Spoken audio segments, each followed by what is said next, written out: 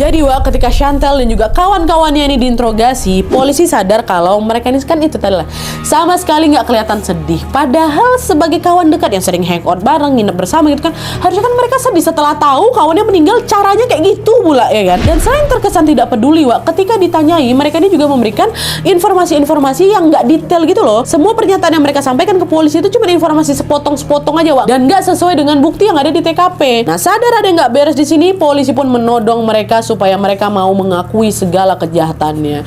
Tapi meskipun sudah didesak berkali-kali Wak, mereka berlima masih tetap ngeles dan kami nggak tahu apa-apa ya Pak ya, kata gitu. Nah, karena kelima orang ini nggak mau ngaku, polisi pun berusaha melakukan strategi cerdik Wak, dimana ketika mereka ini masih diinterogasi, di saat yang sama sebagian polisi ngegeledah apartemen si Chantel untuk mencari barang-barang bukti ya kan. Kenapa balik lagi ke apartemen Chantel? Karena di lokasi itulah Wak terakhir kali Gemma terlihat hidup, ya kan? Dan betul aja Wak, ketika melakukan penggeledahan, polisi menemukan cipratan darah di dinding ruang tamu apartemennya Chantel. Dan setelah diperiksa lebih lanjut, cipratan darah itu cocok valid dengan darah milik Gemma Wak.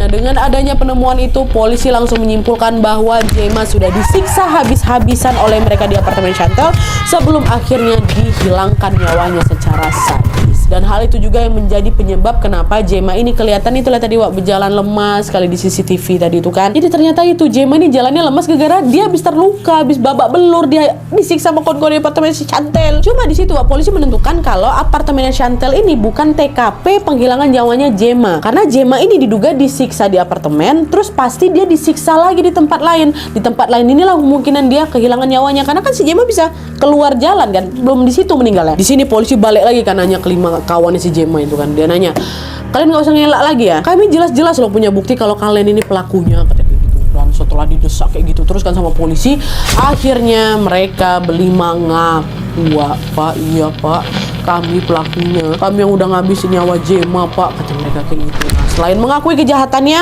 mereka juga menjelaskan motif dibalik kenapa mereka tega ngilangin nyawanya si Gemma.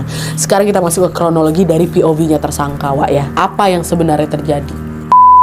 Nah, jadi ceritanya Wak, di malam sebelum si Gemma ini ditemukan tewas, mereka semua berenam ini berencana untuk minum alkohol di sebuah bar yang ada di sana.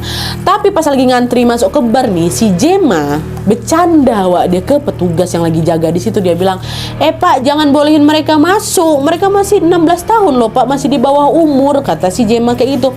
Maksud Gemma ini bercanda Wak, pada kenyataannya kan mereka udah di atas 16 tahun kan Wak, udah di atas umur lagi tuh, bukan di bawah umur lagi. Nah, rupanya candaan si Gemma itu dianggap serius sama petugas bar.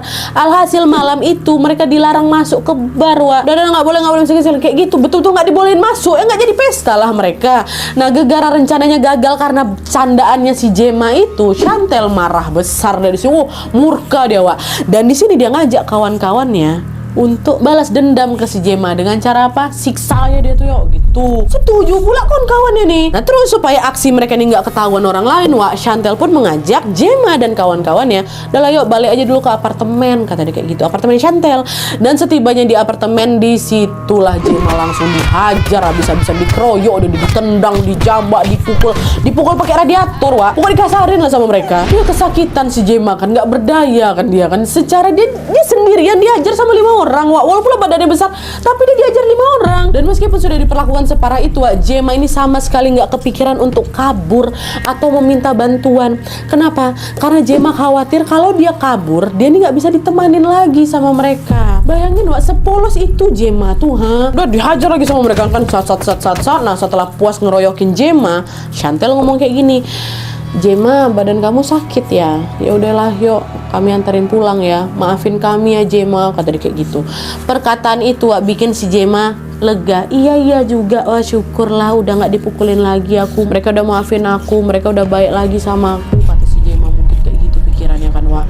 Tapi dugaan itu ternyata salah besar, karena setelah keluar dari apartemen Chantel Wak, Gemma justru diperlakukan lebih parah lagi. Itulah dia keluar keluar dari apartemen itu setelah si Chantel ngomong kayak gitu lah. Pada tuh hoyong-hoyong jalan habis disiksa macam mana. Nah di perjalanan pulang mereka berlima ngajak si Gemma belok dulu ke jalan sepi dekat rel kereta api.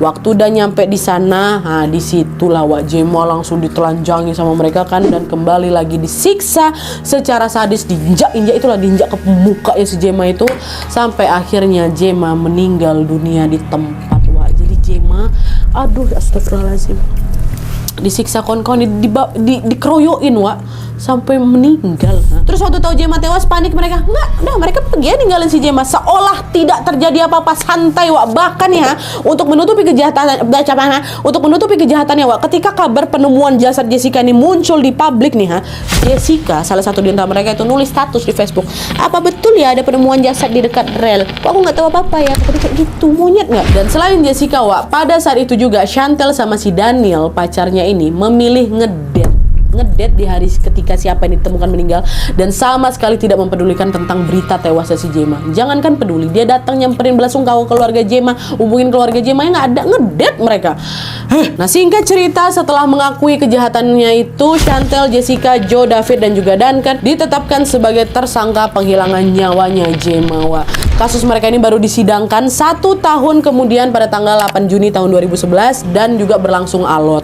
Nah setelah persidangan itu selesai, kelima tersangka ini langsung dijatuhi hukuman yang berbeda-beda. Si Jessica dijatuhi hukuman 13 tahun dan ke 15 tahun penjara. Sedangkan Chantel, Joe, sama si David ini masing-masing dijatuhi hukuman seumur hidup. Rasa loh. Entah apa yang bikin hakim ini ngejatuhin hukuman yang berbeda-beda Wak, tapi yang jelas banyak pihak yang tidak puas dengan keputusan itu. Ya iyalah Wak, harusnya kejahatan sesadis kan dihukum lebih tinggi lagi, kan hukuman mati kalau boleh. Kalau menurut kalian gimana Wak? Apakah hukuman yang mereka terima ini sudah setimpal atau belum? Tulis semua di kolom komentar di bawah.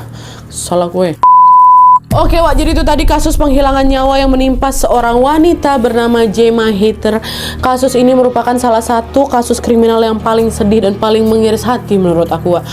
Korbannya difabel kan, dan part tersedihnya adalah Gemma yang baik dan polos itu harus meregang nyawa di teman-temannya yang dia anggap baik. Sebenarnya kasusnya bisa jadi cegah loh kalau aja Gemma didiagnosa secara tepat, dimana dengan mendapatkan diagnosa yang pas, Gemma ini pasti akan mendapatkan bantuan asisten ya kan, sehingga dia tidak perlu terjerumus dalam pergaulan yang salah kayak gini. Dari kasus ini kita diingatkan lagi untuk menyayangi teman-teman, keluarga, atau siapapun itu yang memiliki kondisi spesial atau berkebutuhan khusus seperti Gemma. Kenapa Wak?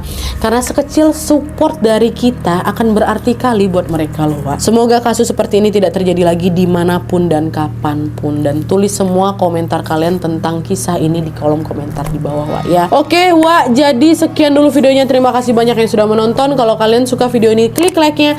Jangan lupa komen di bawah untuk ide dan saran-saran untuk selanjutnya. See you next video Wak, bye. Maaf.